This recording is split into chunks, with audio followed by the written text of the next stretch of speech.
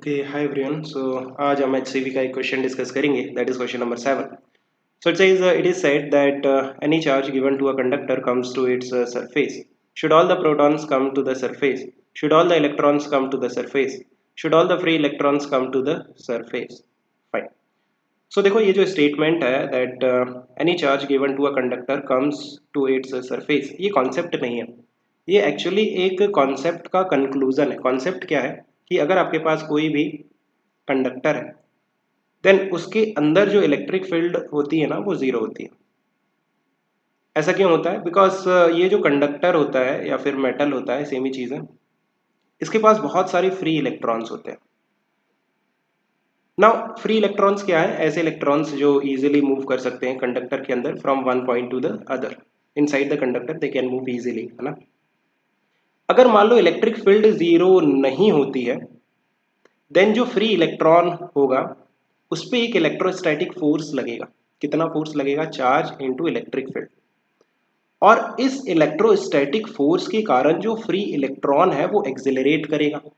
Now अगर electron accelerate करता है देन वो इलेक्ट्रोमैग्नेटिक वेव्स जनरेट करेगा. अब देखो ये आप EM वेव्स वाले चैप्टर में पढ़ोगे कि जब भी इलेक्ट्रॉन या कोई भी चार्ज एक्सिलरेट करता है देन इलेक्ट्रोमैग्नेटिक वेव्स जनरेट करता है. सो हम इक्विलिब्रियम की बात करते हैं जहां पर आपकी जो इलेक्ट्रिक फील्ड है ना इनसाइड द कंडक्टर वो जीरो है. सो अगर इलेक्ट्रिक फील्ड जीरो है देन आप ये कैसे कहोगे कि जो कंडक्टर है उसके अंदर कोई चार्ज नहीं रह सकता?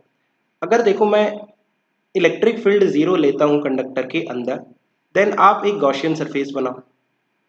ये जो गॉसियन सरफेस है ना, ये मैंने जो गॉसियन सरफेस बनाई है ये इस कंडक्टर के अंदर बनाई है. अब मुझे पता है कि कंडक्टर के अंदर जो इलेक्ट्रिक फील्ड है हर पॉइंट पे वो कितनी है? जीरो. इट मीन्स इस गॉसियन सरफेस के हर पॉइंट पे जो इलेक्ट्रिक फील्ड की वैल्यू है वो कितनी है? Zero.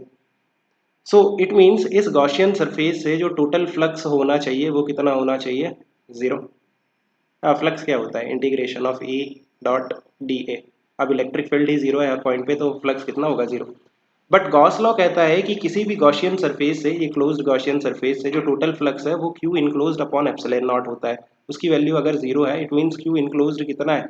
Zero. It means Q enclosed means इस गॉसियन सरफेस के अंदर जो टोटल चार्ज है वो जीरो है. इट मीन्स ये जो गॉसियन सरफेस है इसके अंदर कोई चार्ज नहीं है. इट मीन्स ये न्यूट्रल है.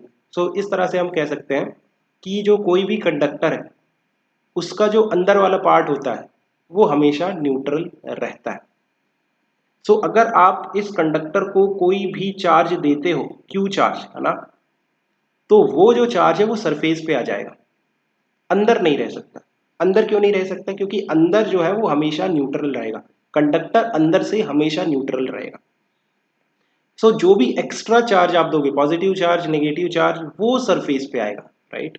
सो एक्चुअली स्टेटमेंट में ही आंसर है आपका. देखो that any charge given to the conductor comes to the surface. Now all the protons, electrons और जो फ्री इलेक्ट्रॉन्स है, क्या आपने बाहर से दिए? नहीं, वो उसके पास पहले से थे, है ना. जो न्यूट्रल कंडक्टर है, राइट, उसमें कोई भी चार्ज सरफेस पे नहीं आएगा. जो आपने एक्स्ट्रा चार्ज दिया है पॉजिटिव या नेगेटिव वो सरफेस पे आता है. ये फ्री इलेक्ट्रॉन्स आपने बाहर से नहीं दिए, ये उसके पास पहले से थे. इलेक्ट्रॉन्स, है ना, प्रोटॉन्स. इनफैक्ट प्रोटॉन्स तो मूव भी नहीं करते. Anyway that is different. Any charge given to the conductor.